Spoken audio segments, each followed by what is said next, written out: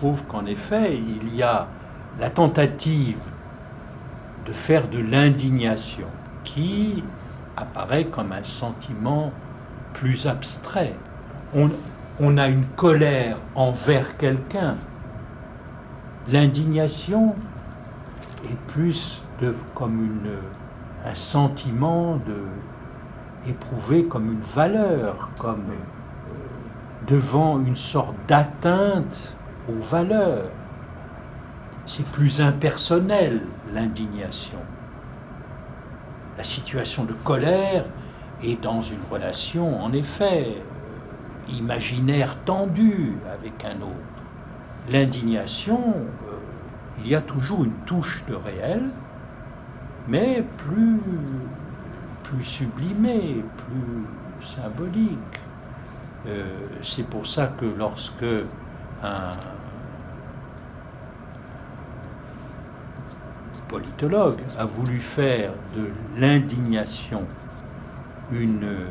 un moteur, un affect politique majeur, en donnant comme commandement « Indignez-vous », qui est Stéphane Hessel, dans son petit livre « Indignez-vous », écrit, c'était un très vieil homme lorsqu'il a écrit cela, cet homme résistant pendant la guerre, et ensuite a écrit ce petit livre comme legs pour la jeunesse, « Indignez-vous ». Ça a donné en Espagne le mouvement Los Indignados, qui, effectivement, on voit Los Indignados a résonné avec les mouvements de type Occupy Wall Street, qui étaient des mouvements d'indignation contre les super profits des banques, contre le fait que la crise financière de 2008 aux États-Unis n'a donné aucune punition sur les banquiers, alors que les particuliers pouvaient être pourchassés pour foreclosure, on chassait les gens de leur maison, etc. Aucun banquier n'a été poursuivi, et cette impunité a soulevé un mouvement d'indignation. En effet, différent aux États-Unis, mais ça a donné aussi en Angleterre. Il y a eu ce même mouvement contre cette impunité insensée devant les conséquences dramatiques des actes qui avaient été causés. Là, ce mouvement donne un soulèvement. Mais ensuite, le moment de l'indignation, c'est le moment du cri.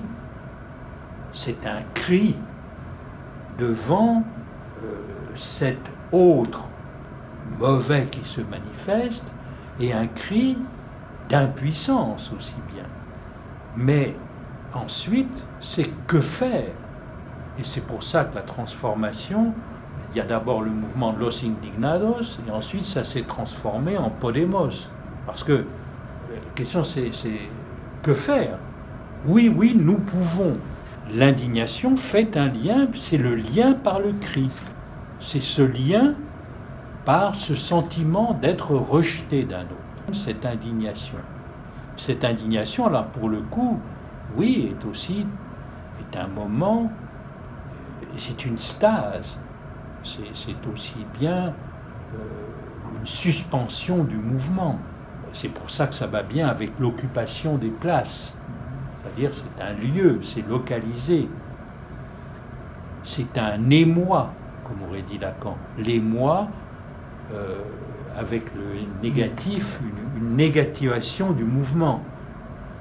Être pris dans... La colère peut amener le mouvement. L'indignation est plus de l'ordre de l'émoi. Et elle aussi mérite en effet d'être distinguée dans les affects politiques, puisque nous avons des affects qui sont aussi bien des affects au niveau du sujet un par un qu'au niveau du groupe, puisque nous avons eu l'expérience politique de voir comment, en effet, sous l'affect d'indignation, il y a eu lien social.